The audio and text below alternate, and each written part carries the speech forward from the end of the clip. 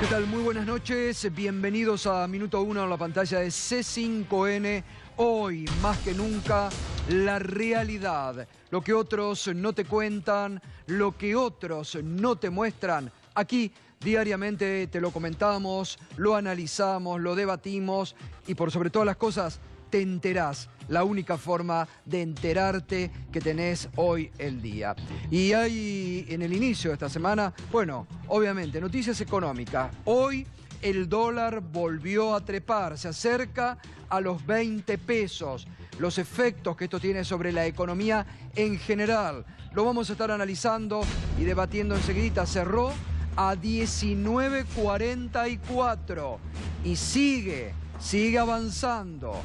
Y los exportadores que siguen sin liquidar, y que están reclamando, obviamente, y presionando por una devaluación al gobierno. Sigue, por eso nos podés acompañar a partir de este momento con el hashtag Efecto Sandra. Las denuncias de la ex empleada del ministro Jorge Triaca. Lejos de aquietarse, el gobierno busca con los medios oficialistas aquietar el tema. Que no se hable más, naturalizarlo. Bueno, fue un error, como dijo el jefe de gabinete Marcos Peña. Pero las incidencias van más allá. Hasta el viernes veíamos cómo Poder Ciudadano, de donde surgió la actual titular de la Oficina Anticorrupción, dio una lista de las leyes que violó el ministro de Trabajo, Jorge Triaca. Nuevas declaraciones de Sandra Heredia durante el fin de semana en la revista Noticias. Nuevas designaciones que se conocieron en el SOMU. Fije usted, las contradicciones permanentes de este gobierno.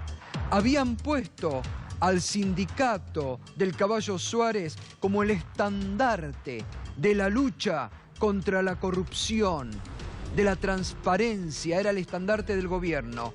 Y la intervención del ministro Triaca designó lo que se conocen 172 personas que cobraban de la caja del SOMU. ¿Dónde está la transparencia y la lucha contra la corrupción? Y ahora nos vamos a enterar enseguidita a través del colega Fernando González, que lo escribió hoy en el diario Clarín, sobre la reacción del presidente Macri frente a un ministro Triaca que no tenía argumentos de qué defenderse. Lo cierto es que hoy por hoy el ministro está en la cuerda floja. El ministro Triaca está debilitado.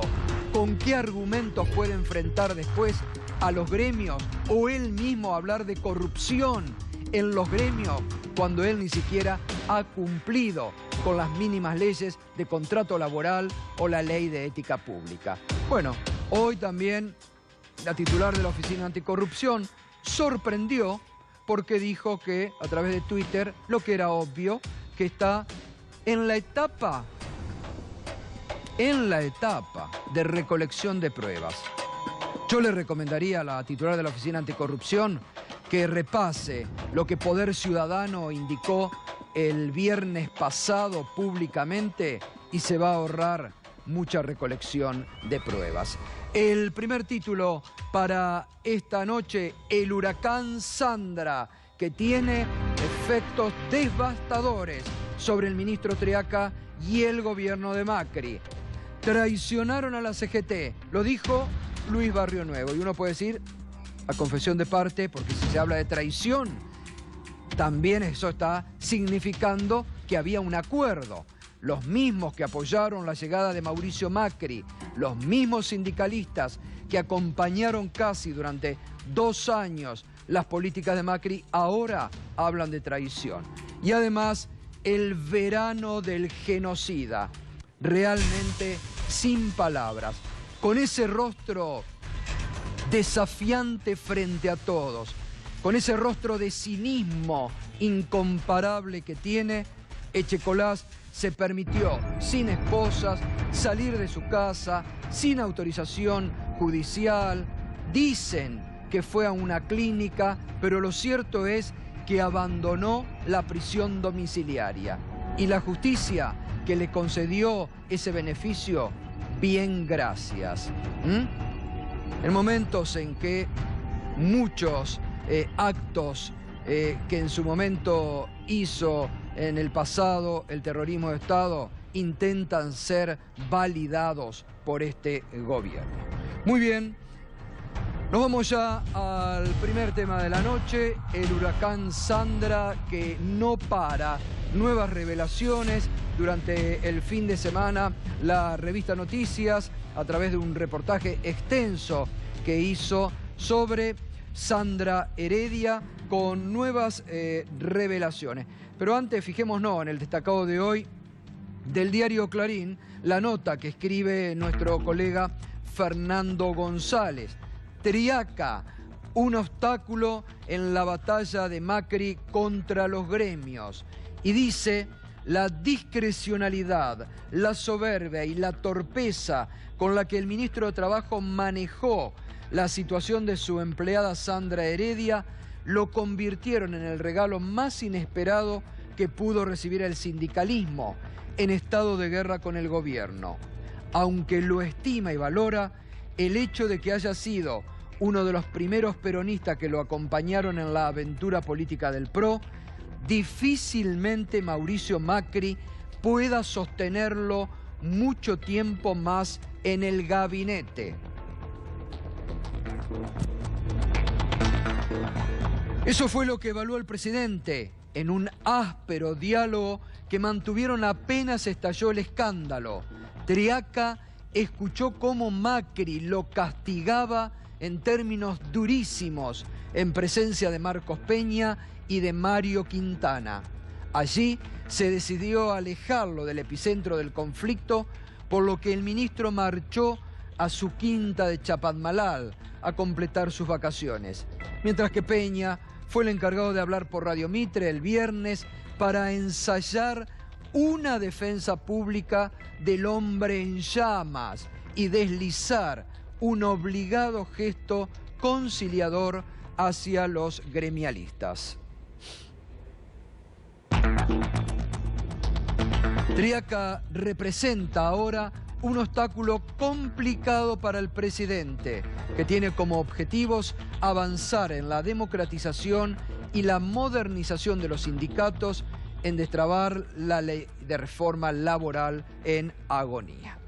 Además, lo que indicábamos al inicio del programa, difícilmente se puede hablar de lucha contra la corrupción, difícilmente se puede hablar de lucha y de transparencia cuando desde el propio gobierno se nombra a más de 170 personas en un gremio al que se lo castigaba por corrupción y se lo ponía como el estandarte. Bien dijo el propio viernes el jefe de gabinete, Marcos Peña, que ellos eran desde el gobierno los que elevaban la vara. Por eso no pueden cometer estos hechos muy ligados también a cierta corrupción. Vamos a lo que dijo justamente en la revista Noticias la ex empleada del ministro Jorge Triaca. ¿Con qué sueldo empezó?, le preguntan. Eran 1.500 pesos, porque ellos me decían que no pagaba luz y tenía la casa. Yo trabajaba para todos los hermanos full time. Le manejaba toda la agenda a Jorge y en un momento le dije que no podía vivir con esto, el sueldo, y me ofrecieron un trabajo en el SOMU. Sí, 1.500 pesos, ¿no se equivocaron? Bueno, es llamativo. El 1 de abril del 2017 me metieron como delegada interventora en el SOMU. Yo no sabía nada de esto. Al menos lo admite y lo dice, ¿no? La misma Sandra Heredia. ¿Por qué? Porque recordemos que lo que ella declaró anteriormente, que le había pedido un aumento salarial al ministro, el ministro le dijo que no podía aumentarle. Entonces, ¿qué encontraron? Que la caja del SOMU le pague. Y ahí la metieron de empleada. Lo que nos preguntábamos la semana pasada, ¿qué conocimientos tenía como para ponerla de interventora en San Fernando? Y ella dice, Al menos es sincera. El 1 de abril del 2017 me metieron como delegada interventora en el SOMU. Yo no sabía nada de esto. Manejo todo lo que es cargamentos de arena y piedras de los buques desde La Plata hasta Zárate. El sueldo es de 24.000 pesos. El sábado 6 de enero, Sergio Borsalino me dice que terminaba mi contrato. Yo le digo que tengo años en negro y me dice que me quede tranquila, que se me iba a pagar y que no me haga problema porque tienen varios lugares intervenidos, como la UOCRA, y que me iban a colocar ahí.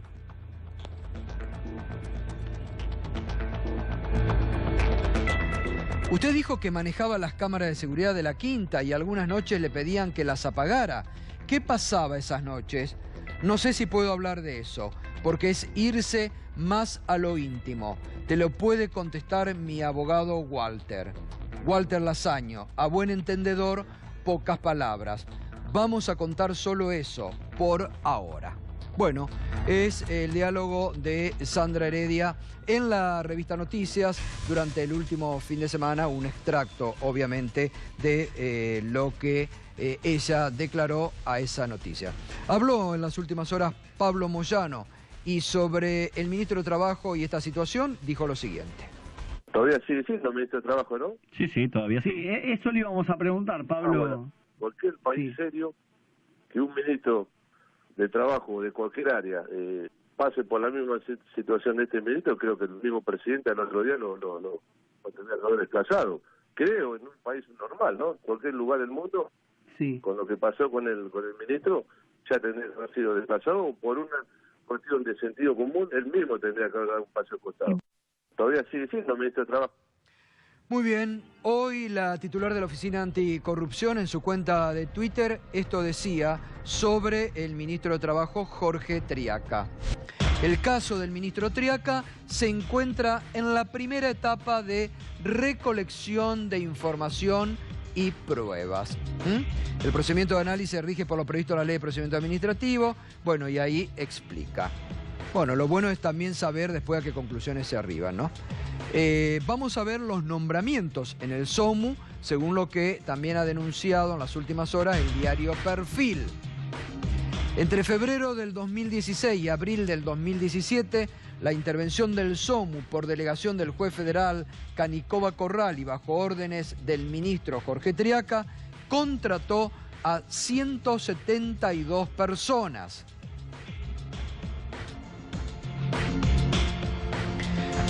¿De dónde provienen estos empleados? Ex empleados de la Cámara de Diputados de la provincia de Buenos Aires y Santa Fe. Ex empleados de la Tesorería de la provincia y el RENATRE. Ex empleados de organismos públicos provinciales y municipales. Ex empleados de la Unión de Personal de Seguridad de la República Argentina, UPSRA. Además, por un convenio que venía desde la anterior gestión con la Universidad de La Matanza, estos planes y estos convenios lo manejan en el SOMU Alejandro Serrucho Álvarez, operador del ministro de Trabajo, y Jorge Borsalino, que es cuñado de Jorge Triaca. Uno de los dos cuñados que tienen empleos en el Estado, además de toda la familia del ministro, que está empleada también con buenos sueldos en distintos puestos del Estado Nacional. Muy bien, vamos a lo que durante el fin de semana declaró el gremialista Luis Barrio Nuevo.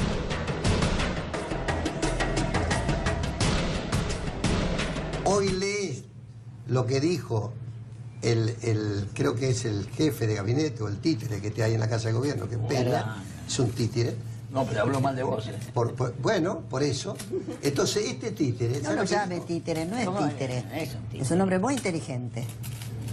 Muy inteligente. Si todo con el poder son inteligentes, y con la billetera pero también. está muy bien. Con el poder y la billetera también te Ahora, ayuda Luis, a ser si tienen títere. las manos limpias y no hay nada sucio, ¿no está bueno que los investiguen para demostrar que no Por tienen supuesto, nada? es que somos investigados. Todos tienen declaraciones Porque si existe juradas. la duda, lo mejor que puede haber siempre Todos que la justicia Mario, sea limpia son también, ¿no? todos están investigados.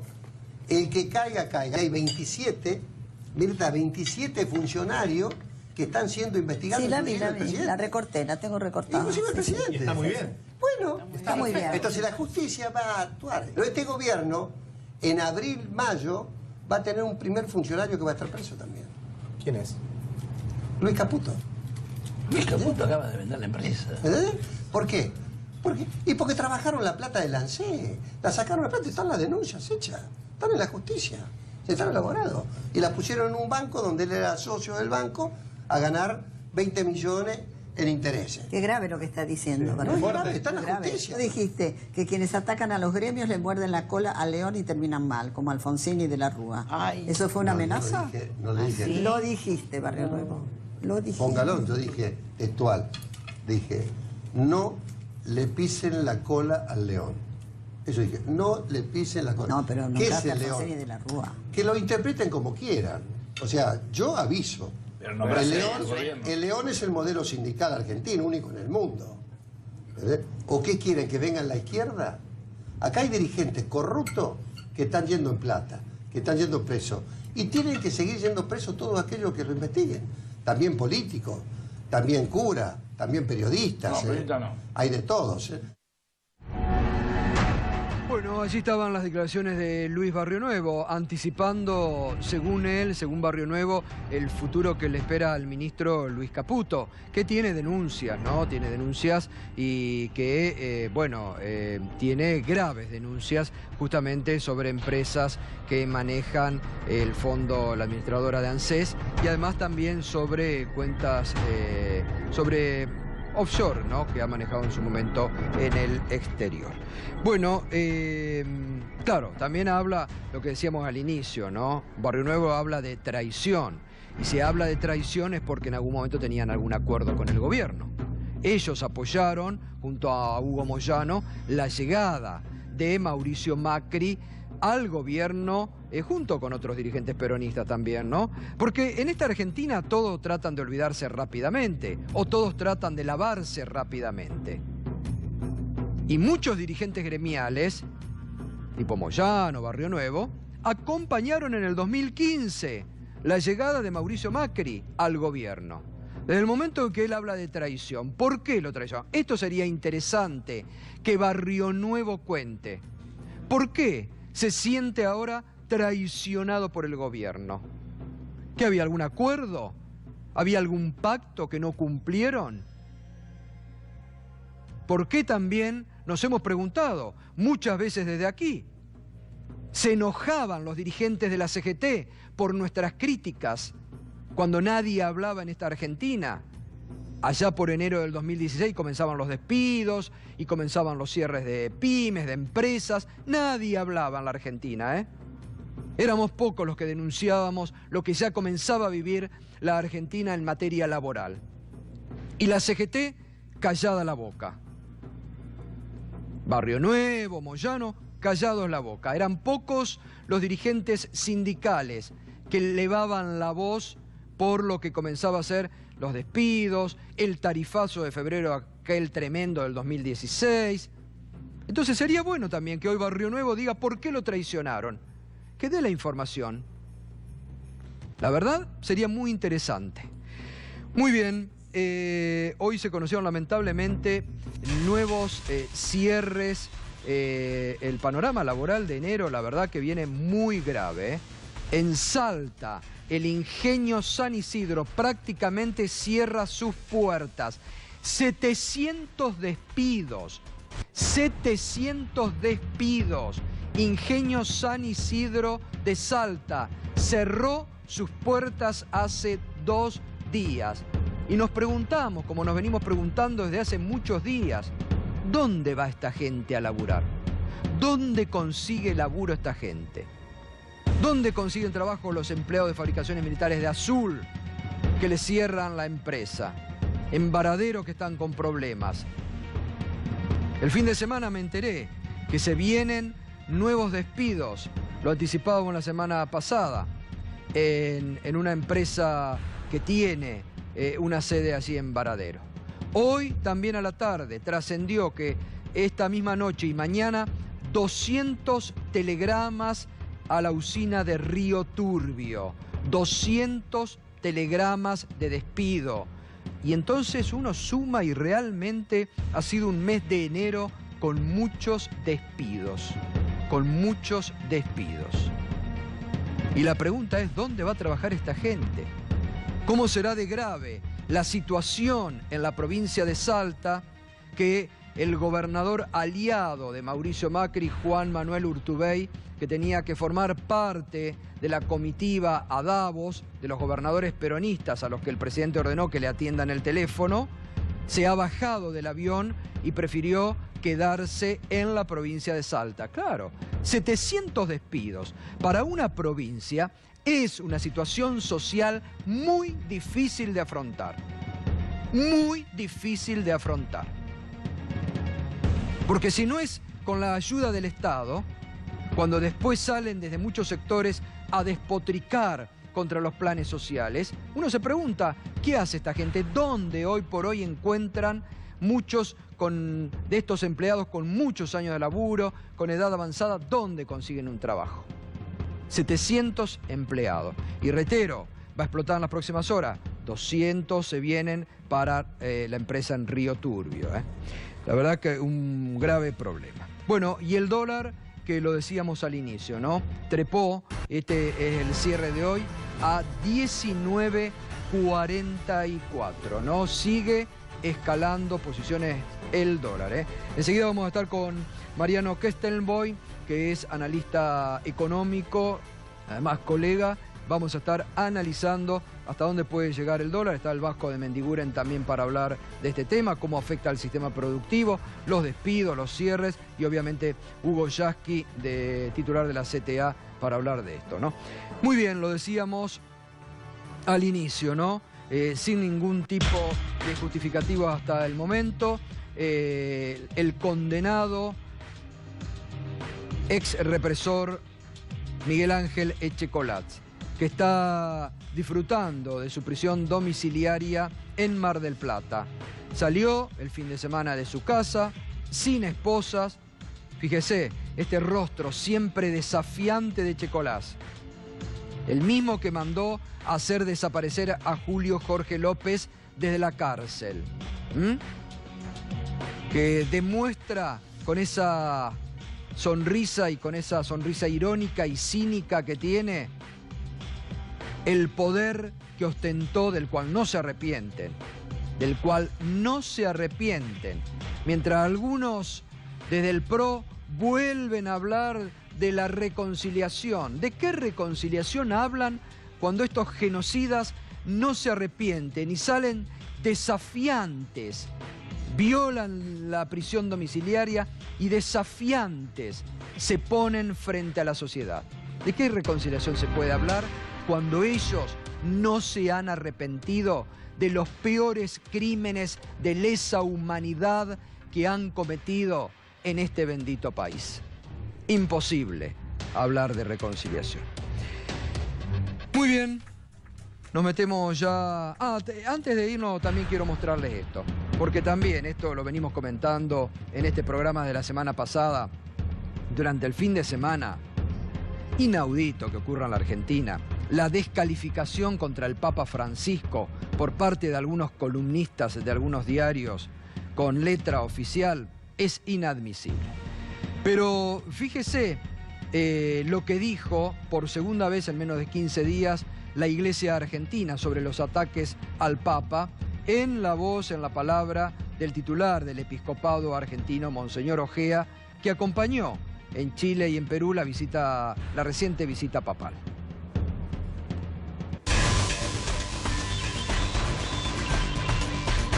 En primer lugar, la multitud de la primera misa en Santiago.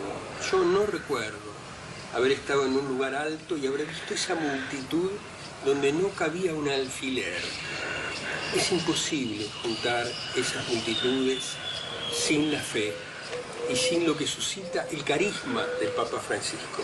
El Papa Francisco tiene un enorme carisma y una comunicación, un don de comunicación inmediata con su pueblo. Esto es maravilloso. En cada encuentro reinaba un clima de alegría, de entusiasmo, de comunicación con el pastor. Esto no fue para nada suficientemente destacado en general por algunos medios, pero es importante que yo se los diga. El viaje a Chile fue una fiesta del pueblo y una fiesta para nosotros que tuvimos la alegría y el orgullo de participar. Y yo los invito a leer sus mensajes, los invito a leer no las crónicas de los periódicos que hacen foco en algunos temas particulares que aparentemente pretenden oscurecer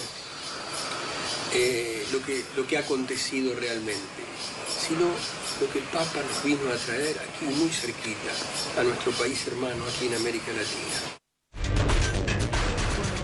La crítica del titular del episcopado argentino, todo lo que tiene que ver con presentar la visita del Papa como un fracaso por la falta de gente es absolutamente mentiroso. Lo dice el titular del episcopado argentino. Una vez más se habla de mentiras en los medios, como se mentía con el caso Santiago Maldonado. Es bueno que esto se diga, es bueno que esto se muestre, que se saque a la luz las mentiras de algunos medios. Lo dice el titular del episcopado argentino, que por segunda vez en menos de 15 días han tenido que salir al cruce de las editoriales que hace el diario Clarín y La Nación contra el Papa. Es lo más absurdo que se ha podido ver.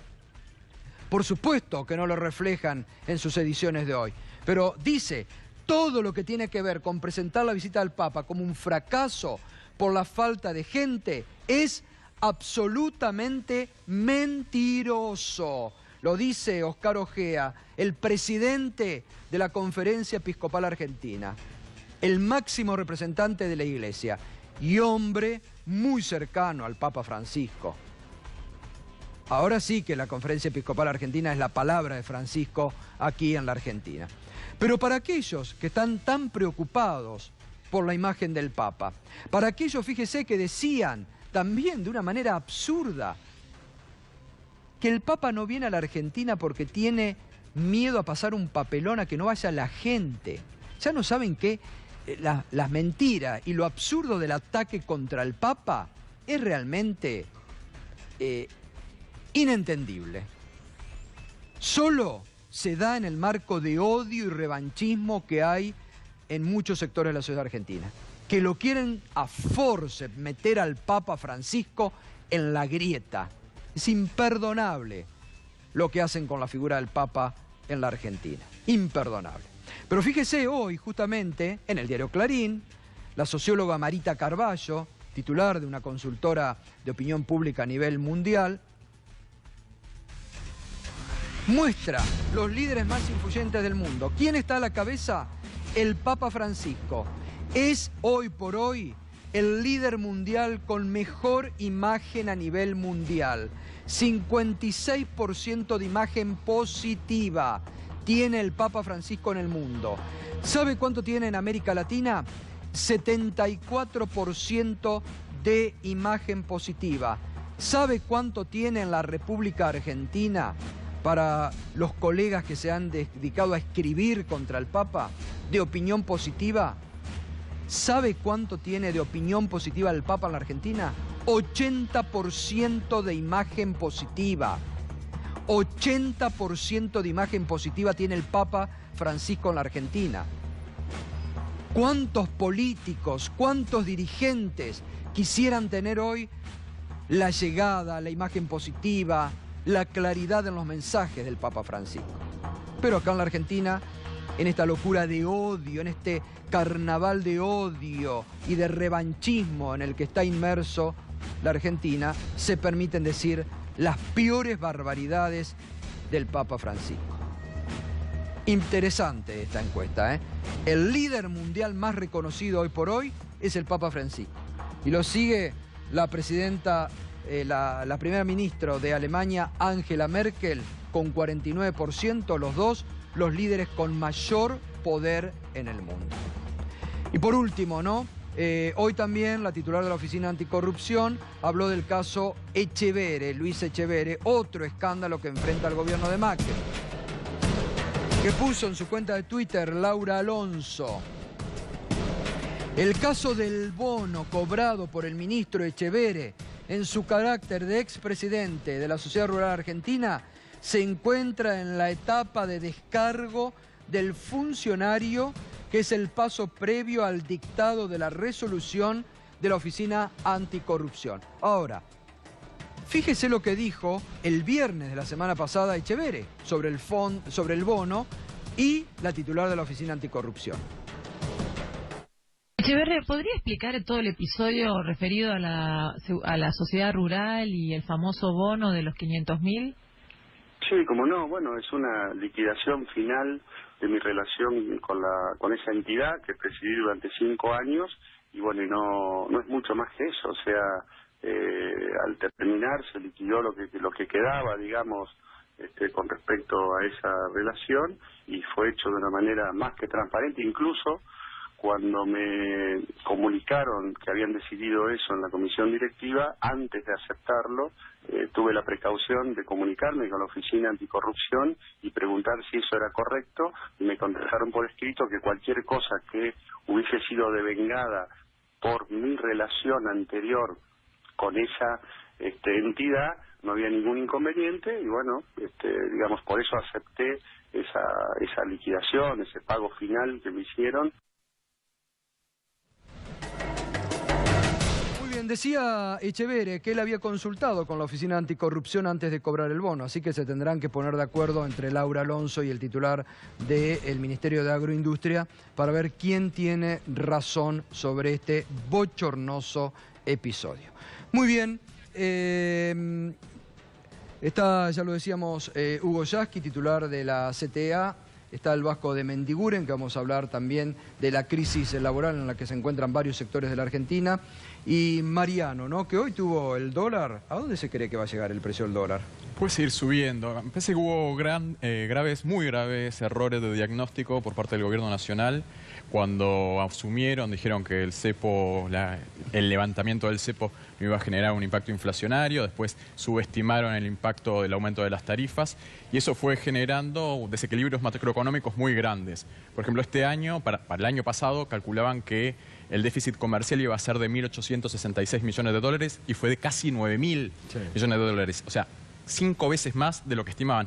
Y esto es producto de un desequilibrio de precios que han generado muy importante, en el cual se favoreció notablemente la especulación financiera y no se mejoró la rentabilidad del sector productivo, el desarrollo productivo, las inversiones reales de la economía, la generación de puestos de trabajo, y eso ha provocado una situación en la cual hay una tensión muy importante en el mercado cambiario porque la Argentina se ha convertido en un gran deudor con el resto del mundo. El año pasado, 5 puntos del PBI fue el déficit de cuenta corriente. Es todo el intercambio de la Argentina con el resto del mundo de bienes y de servicios. Eso significa que de alguna forma hay que financiarlo. Y ese 5% en perspectiva histórica hay que remontarse hasta la guerra de Malvinas para llegar a un déficit tan grande como en ese momento. Fuga de capitales por más de 22.000 millones de dólares. Bueno, una situación macroeconómica muy difícil. Y el gobierno, en un contexto internacional también que se le ha complicado, porque la tasa de la Reserva Federal de Estados Unidos, que es la tasa de interés de referencia internacional, está subiendo, ya llegó a 2,66%, 30 puntos básicos más. Y en ese escenario, bueno, los grandes jugadores financieros ven la debilidad política del gobierno, la debilidad económica, fundamentalmente, y en este mismo momento, a contramano de las políticas económicas globales, el gobierno nacional recién ahora está decidiendo bajar la tasa de interés levemente de forma gradual. Sí, hoy Sturzenegger confirmó que va a ser muy gradual esa baja, que no va a ser violenta. Pero te quería preguntar una cosa.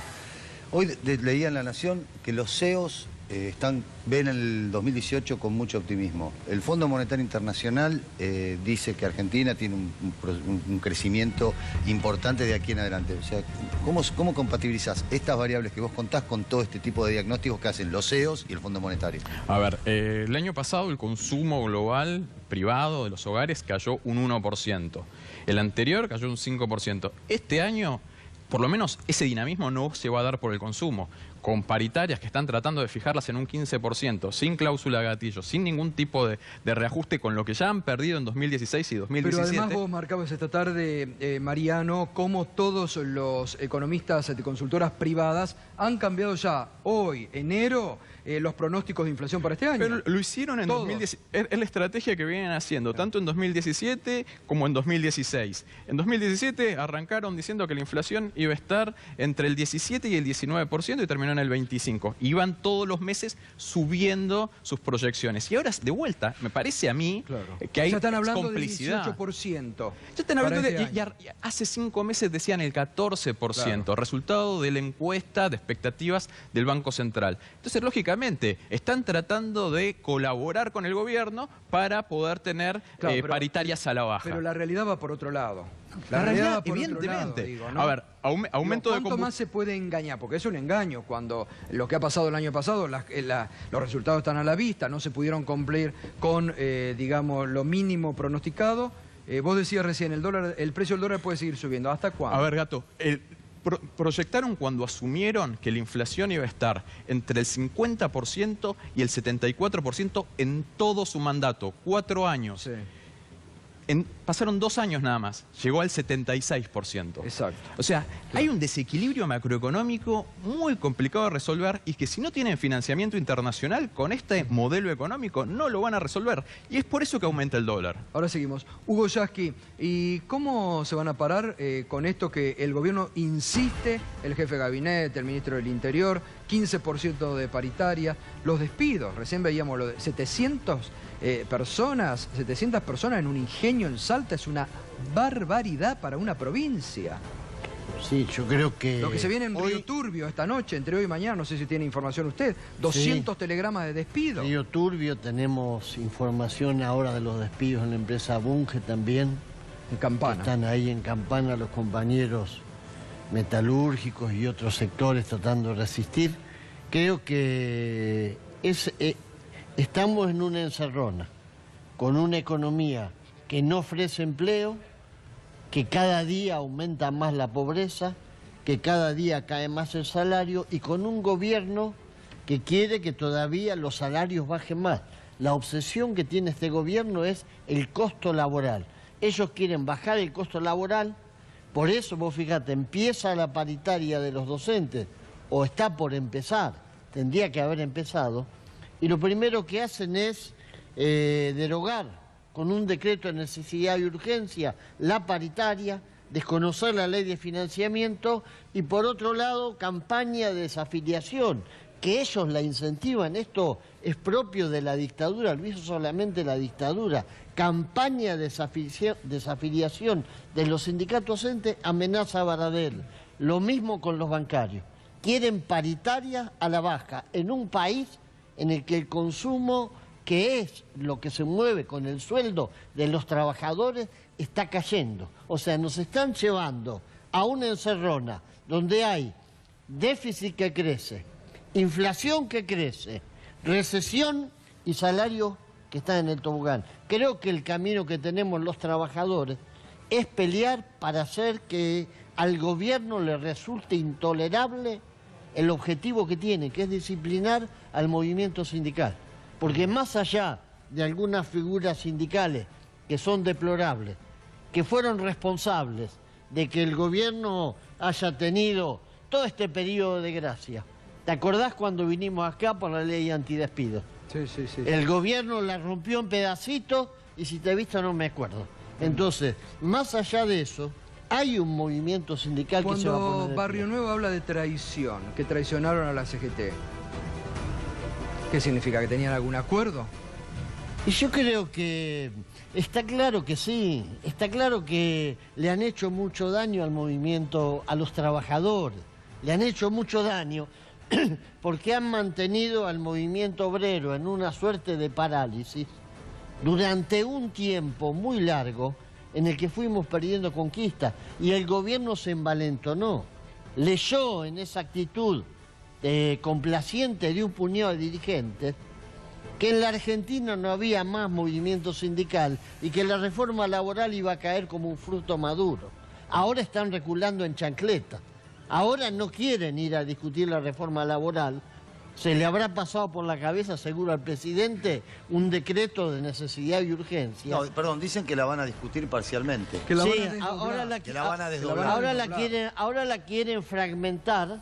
Blanqueo, pasantías y la licencia por paternidad. Dice que ese es el punto que van a buscar ahora. Claro, ahora quieren buscar la manera de que esa reforma, que era la copia de la de Brasil, que tuvo un rechazo unánime, que puso de pie a los sindicatos, porque más allá de los dirigentes sindicales, 4 o 5 que se entregaban al gobierno, los sindicatos de la CGT siguen en pie de lucha.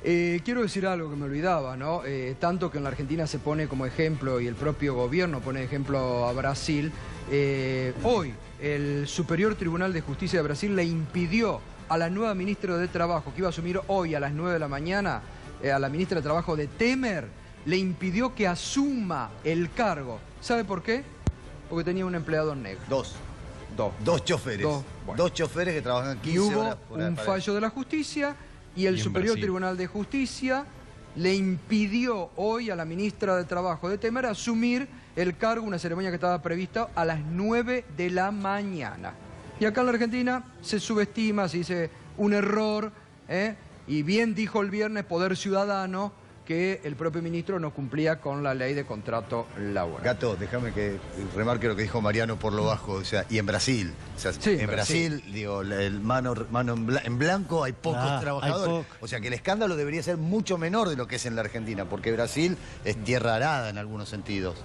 Bueno, hoy también hoy se conoció que se empezó una investigación por el caso Odebrecht, las coimas que se pagaron desde Brasil por el caso Odebrecht, que en la Argentina, no nos olvidemos, está ya imputado el primo del presidente, aunque de esto tampoco se hable y se lo mantenga muy callado la boca, Ángelo Calcaterra, su mano derecha, el Corcho Rodríguez y exfuncionarios del gobierno anterior, ¿no? Pero comienza ahora la investigación en Brasil. Hay que ver cómo repercute después aquí con lo que se conozca en la Argentina. Vasco, ¿y económicamente cómo estás viendo este momento? Lamentablemente, vos tendrás todos los programas que hemos grabado. Hace 2 años que venimos diciendo que es el modelo. No es un problema, una medida separada, si el dólar lo toca. El modelo, como decía Clinton, es el modelo estúpido. Acá el problema es... Volvimos a un modelo financiero importador donde el único ingreso que existe es deuda. Dicen que tenemos reservas récord de deuda y todo lo que genera dólares o que debería generar dólares en la Argentina para pagar esa deuda no funciona. Se instaló la bicicleta financiera, planchó el tipo de cambio, subió la tasa de interés, decretó el ingreso y egreso irrestricto de capitales. ¿Y por qué no se va a ir distinto? Cada vez que se instaló la bicicleta financiera en la Argentina, terminó de 2 formas, mal o peor. Entonces, está sucediendo lo que iba a suceder. El presidente nos dijo, como un ejemplo, dejaremos de ser el granero del mundo, vamos a llenar las góndolas del mundo. Vamos a ser Señor el supermercado presidente, del mundo, dijo. Nos llenaron las góndolas a nosotros. No podemos exportar alimento con valor agregado a la Argentina. Además, no hay que ser economista, perdón, con respecto a la economía, yo soy industrial. Cuando uno ve en la Argentina que veranear en Santa Teresita cuesta el doble que en la Costa Azul, cuando ve que en Ezeiza la gente sale colgada del ala de los aviones, y cuando esto, ya sabemos cómo termina, pero hoy ni siquiera es eso. Antes era el DM2 con Miami, ¿se acuerdan? Sí. Ahora es el DM3 con Chile, con Paraguay, con Uruguay. El déficit de turismo, miren qué contradicción. Nos estamos gastando 10.000 millones de dólares de turismo en el exterior, que no tenemos, porque si los tuvieras, gastátelo donde quieras. Claro. Y por otro lado, Caputo está saliendo a buscar un bono de un endeudamiento de 9.000 millones de vuelta, que es para financiar la fuga el año que viene. Entonces, es tan obvio lo que le pasa a la economía argentina estructuralmente. Lo único que crece en el presupuesto de este año El 13,5% es intereses de la deuda. Pero Vasco, entonces, ¿qué es? ¿El gobierno o los que manejan la economía del gobierno, que son la orquesta del Titanic, digamos? Porque lo ven y están tocando. Ideológicamente creen así. Yo te quiero recordar que mucha de la gente que hoy integra Sturzenegger era el segundo de Cavallo en el año 2001, donde creían, pienso yo en buena fe, que de esa situación salías quitándole el 13% a los jubilados. Y era alguien que te decía, 3 meses antes, en octubre del 2001, Sturzenegger, estamos ante el sistema financiero, uno de los sistemas financieros más sólidos del mundo, porque cumplimos la norma de Basilea Plus. Y a los 3 meses tuvimos los problemas. Entonces, el problema, Gato, no es una medida aislada, es el modelo. Y te voy a decir una cosa, y si este año Argentina crece lo que el gobierno dice, va a seguir aumentando la pobreza. Con ese crecimiento aumenta la pobreza. Sí, está claro. Mariano, ¿y por qué insiste el gobierno? ¿Se estrella contra la pared, como dicen algunos? Todo depende de la capacidad que tenga para seguir endeudándose. La medida en que el gobierno siga tomando deuda del exterior a este ritmo, el único plan se puede ir es estirando. Tomar deuda del exterior. Se puede ir estirando la agonía, exactamente. ¿Qué capacidad tiene para seguir endeudándose? En relación al PBI, la deuda pública bruta hoy es del 58%.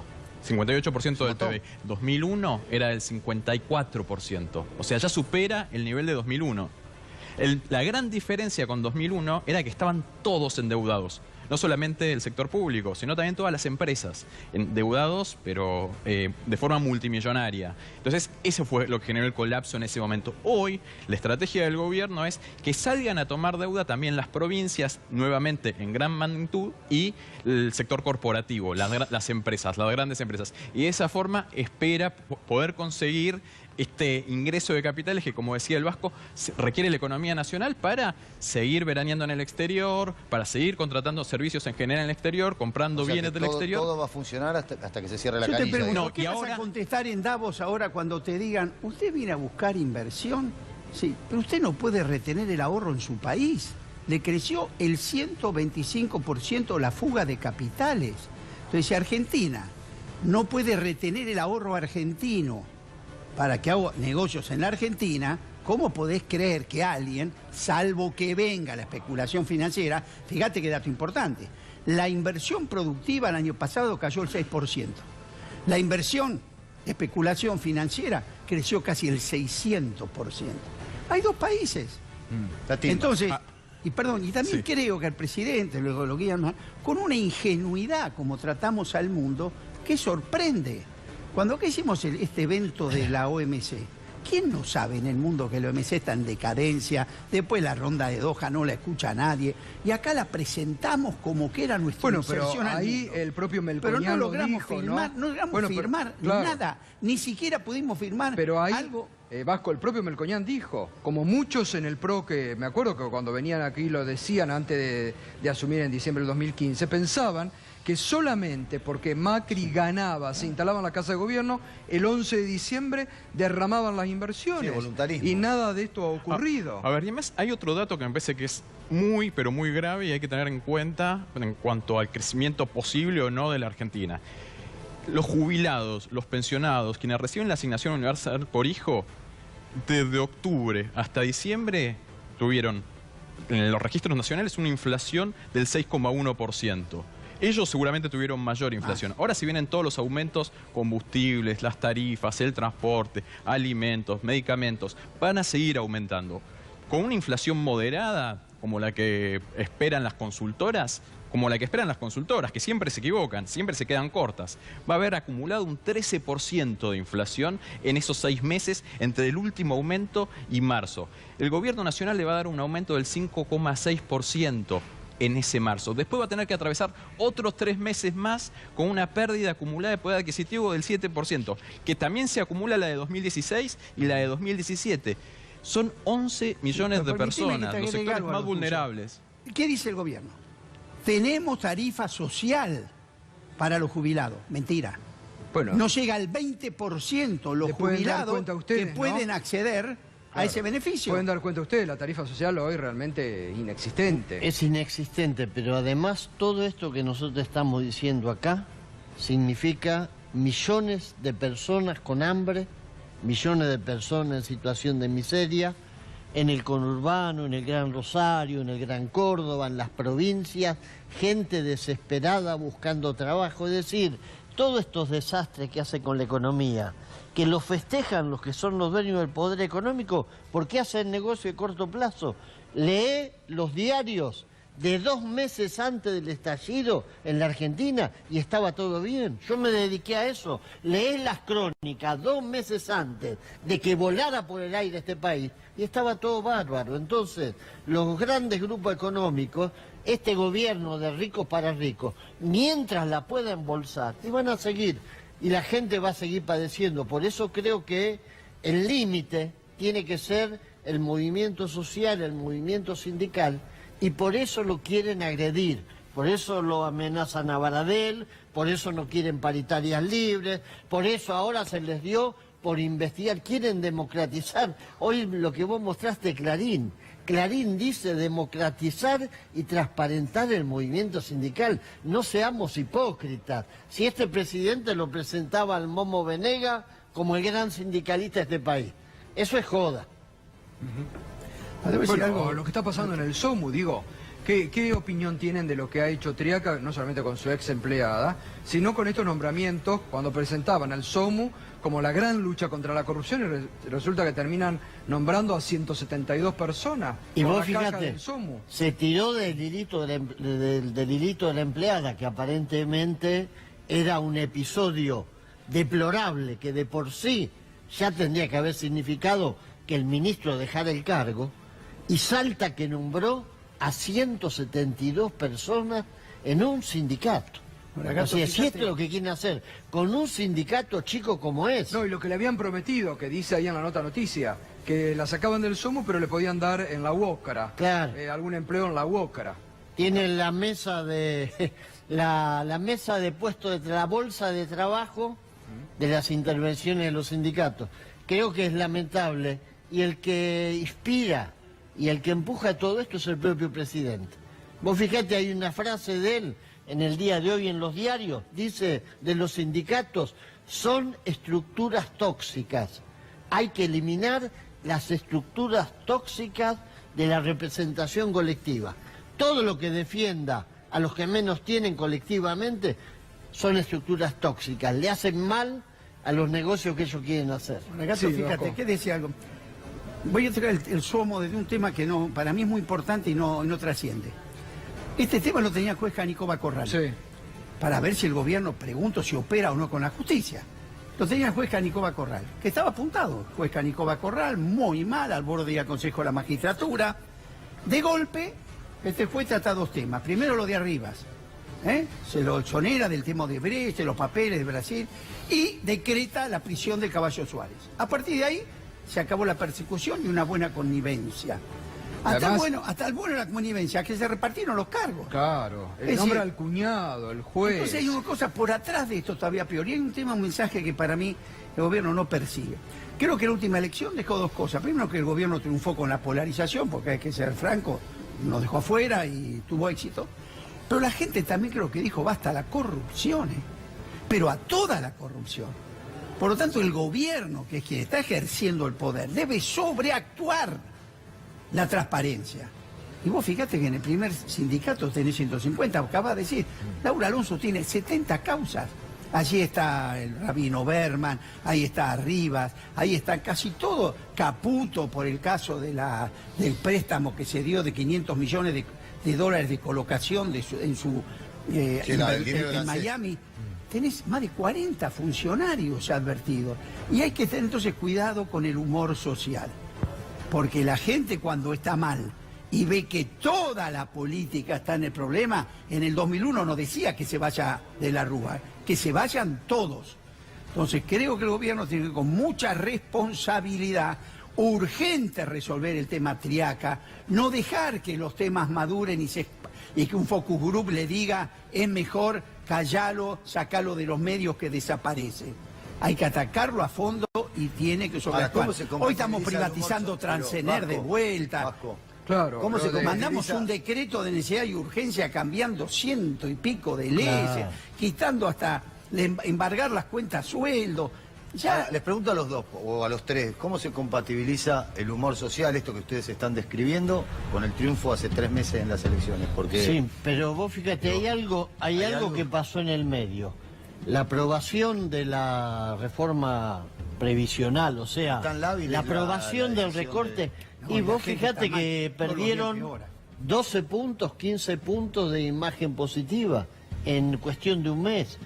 Y yo creo que más allá del blindaje mediático, más allá de que ahora la quieren hacer culpable de lo que pasa en la Argentina al Papa, porque parece que el Papa, como no se compadece de las loas a la política de la especulación financiera, también es un enemigo. Más allá de todo eso, está claro que este gobierno está encerrado en una cápsula, no se anima a debatir en el Congreso.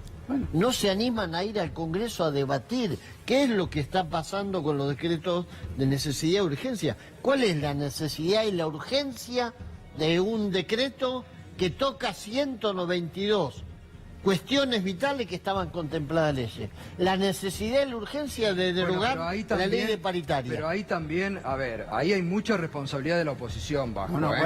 Ahí también, y la oposición y muchos dirigentes en la Argentina tienen que hacer una autocrítica profunda sobre lo que le han permitido avanzar al gobierno en una degradación en muchos aspectos económicos y sociales. Pero además todavía tienen la posibilidad, ni siquiera quiere una presentación judicial. Digo, tiene la posibilidad en el Congreso de rechazar los decretos de necesidad y urgencia. La verdad que ese es un objetivo que nos hemos trazado, y es lograr un acuerdo amplio para rechazar del primero al último de los DNU y para juntar el millón de firmas para que la reforma previsional se rediscuta en el Congreso. Pero tendría que liderar la doctora Elisa Carrió eso, porque supongo que Carrió no estará de acuerdo con esto. Fíjate que en eso el gobierno ha aprendido que en la bicameral, donde trata los decretos de necesidad y urgencia, están logrando con Tirito Artimañas tener casi la mitad, más el presidente que desequilibraría, en cuyo caso van a gobernar con decreto de necesidad y urgencia.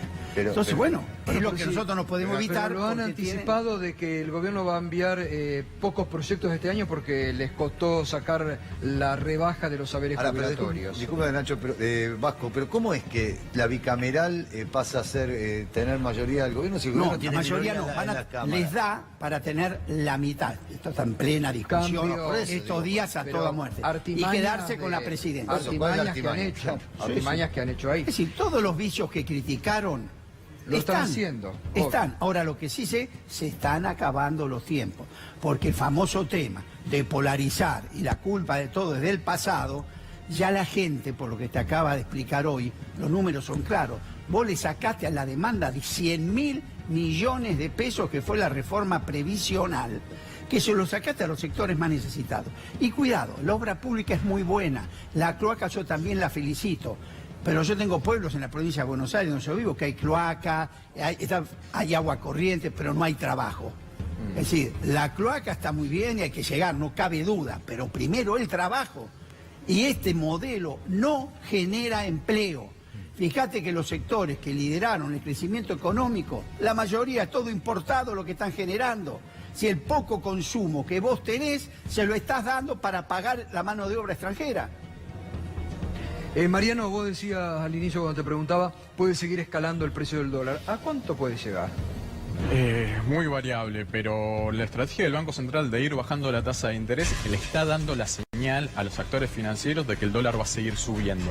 Entonces, en la Argentina el comportamiento del mercado es bastante chico y se comportan en manada. Entonces, en la medida que el Banco Central siga exhibiendo este interés de ir bajando la tasa de interés, con el propósito final de aumentar el precio del dólar, va a seguir subiendo. Yo estimo que en los próximos meses va a seguir subiendo, puede llegar a 21 o 22 pesos en los próximos meses, y seguramente en la segunda parte del año van a tratar de estabilizarlo y de ir estabilizando de forma tal de mantener una apreciación cambiaria que nuevamente produzca un efecto riqueza para parte de la población. Porque este gobierno lo que ha conseguido es fragmentar a la sociedad.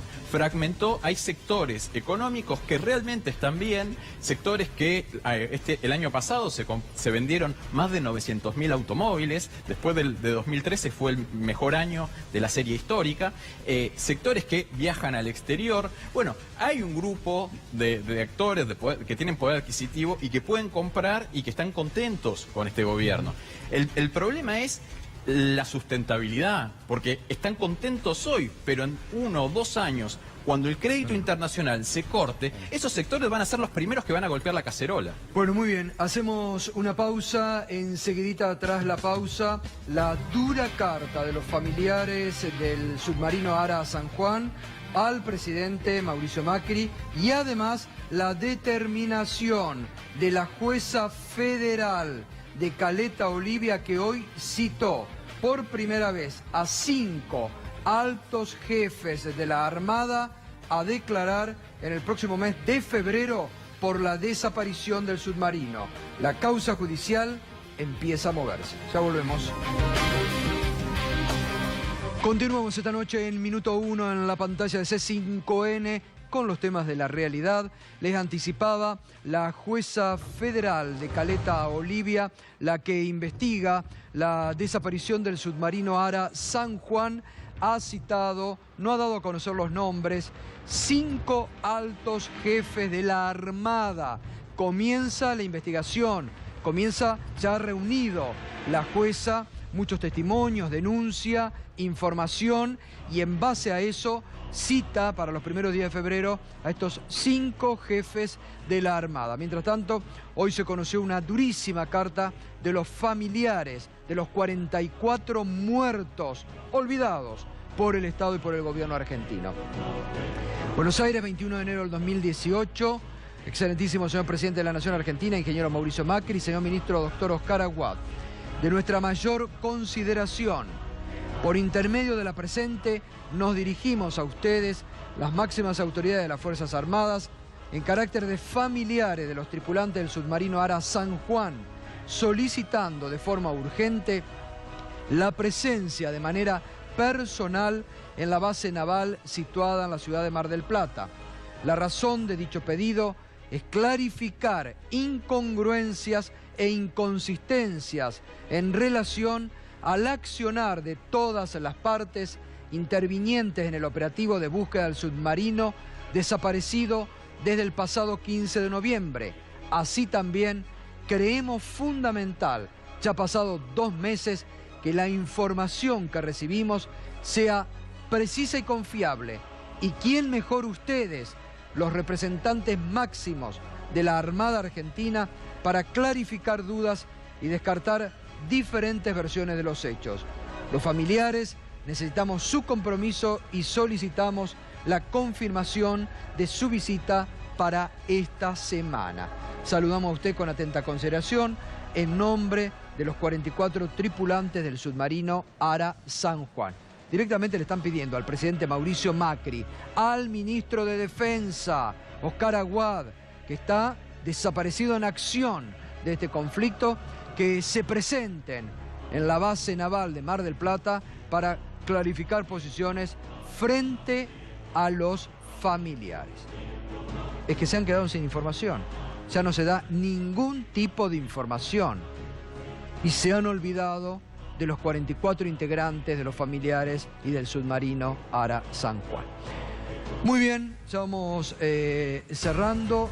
Hugo, y los próximos meses, con esto que insiste el gobierno en que sea 15% la pauta salarial, ¿cuál va a ser la respuesta sindical? Es inaceptable y va a haber conflicto, va a haber paro, va a haber movilizaciones.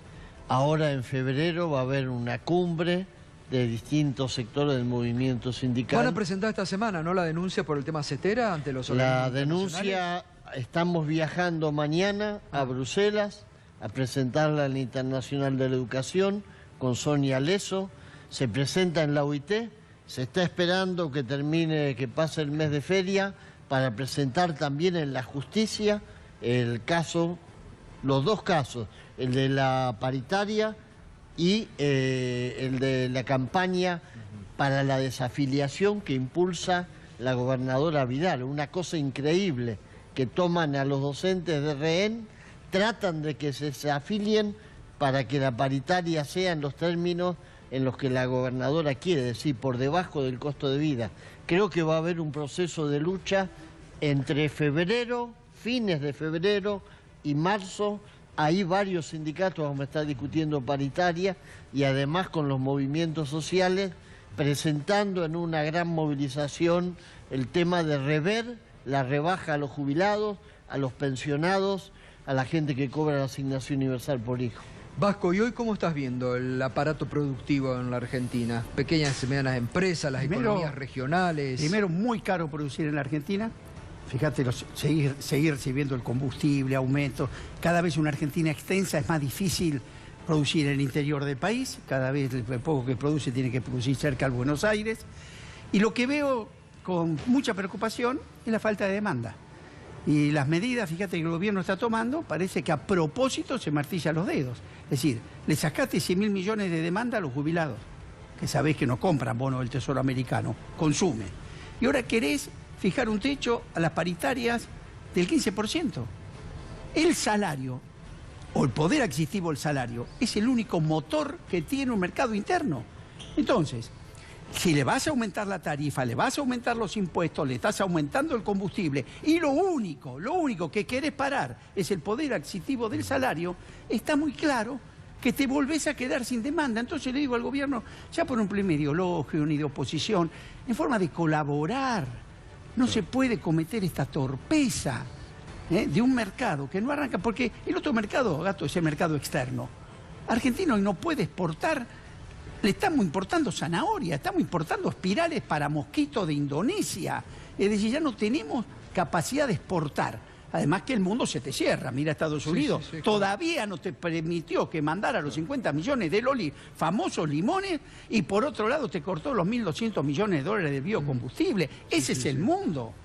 Entonces, sin mercado externo y en el mercado interno, con lo único que te agarraste es con el poder adquisitivo, tanto de los jubilados como de los trabajadores, me parece que alguien te tiene que decir que el modelo lo encajaste mal.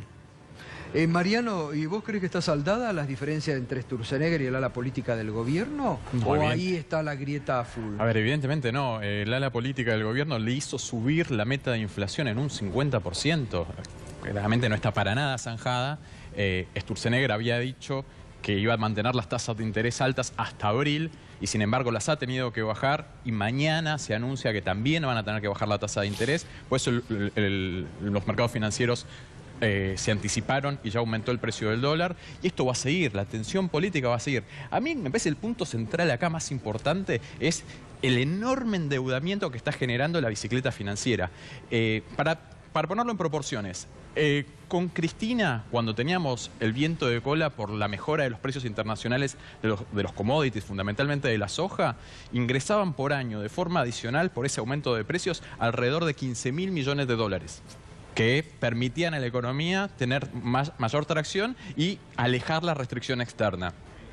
Con este gobierno ingresaron más de 100.000 millones de dólares en solo 2 años. Quiere decir casi 5 veces, 3 veces más que lo que ingresaba con Cristina. Es realmente muy fuerte y todo eso no es orientado al desarrollo productivo que... Si se invirtiera en fábricas... Sí, porque endeudarse no está mal por sí mismo. El tema ¿Para qué? Para renovar la capacidad más el aparato productivo. Además, ese ingreso te retrasa el tipo de cambio, te aumenta la tasa, te ahoga la producción local. Exactamente. Esto es más viejo que el agujero del mate. Esto de cambiemos no tiene nada. Esto es sigamos. Sigamos lo mismo que hizo Martínez Diego, que hizo Caballo. Hoy me gustaría, pero en buena fe lo digo, que me demuestren por qué esta vez va a ser distinto. Si hay alguna carta que tienen escondida debajo de la manga, donde de golpe... Vasco, está subiendo la tasa de interés de la Reserva Federal de Estados Unidos. Va a ser peor. Es muy compleja la situación que se viene. El endeudamiento ha sido mucho más veloz en estos años que en los años del menemismo y de la alianza. El país en el mundo en crecimiento de la deuda. El año que viene, que dijimos, el presupuesto, 13,5 intereses de la deuda. Entonces yo te pregunto, ¿qué sector? ¿Vaca muerta? A lo mejor que nos lo digan. Pero hay dos temas. Suponete que mejor es el ingreso. Yo digo, ahora vamos a abrir el mercado de carnes con China. Suponete que te abre el mercado China. No te da este tipo de cambio para venderle carne, porque cuando vos tengas que venderle con tus costos internos, le vas a tener que vender a $2 el kilo. Los chinos más de uno que no haya una crisis en cualquier lugar del mundo, ¿no? Porque la repercusión acá va a ser letal. Sí, ya está descontado que van a seguir aumentando la tasa de interés, ya subió 30 puntos básicos, va a llegar a 3%, eso va a generar que muchos capitales especulativos que están en la Argentina hoy y que han permitido que las reservas del Banco Central superen los 60.000 millones de dólares, el día de mañana se den vuelta y desaparezcan esas reservas. En 2001, en 5 meses, en junio de 2001 se produjo el récord de reservas en la Argentina. Todos los meses crecían las reservas durante la convertibilidad.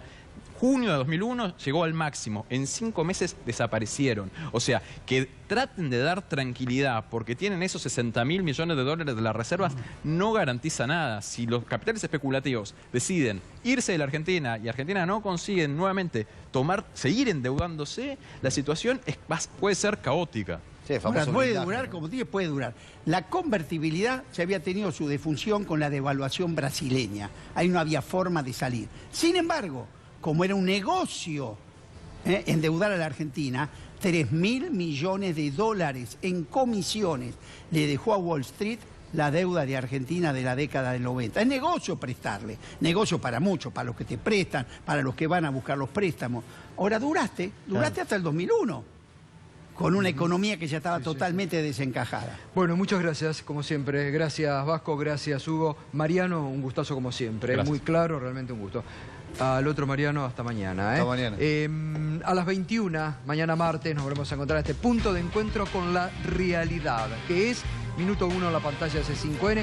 Ya llega Desafío 2018. Le mandamos un fuerte abrazo a Esloto y con Claudio Martínez en la conducción hoy lunes.